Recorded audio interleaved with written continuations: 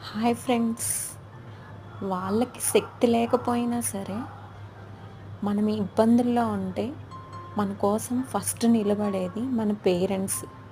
కానీ ఇప్పుడున్న బిజీ లైఫ్‌లో పేరెంట్స్ ఒక చోట, పిల్లలు ఒక చోట ఇలాగా ఎవరి లైఫ్ వాళ్ళు లీడ్ చేస్తున్నారు. అట్‌లీస్ట్ మీరు వాళ్ళతో టైమ్ స్పెండ్ చేయడానికి ఉన్న టైంని గూడా బిజీగా ఉన్నాము, ఫోన్ కాల్స్‌లో ఉన్నాము, మీటింగ్స్‌లో ఉన్నామని చెప్పొద్దు దయచేసి.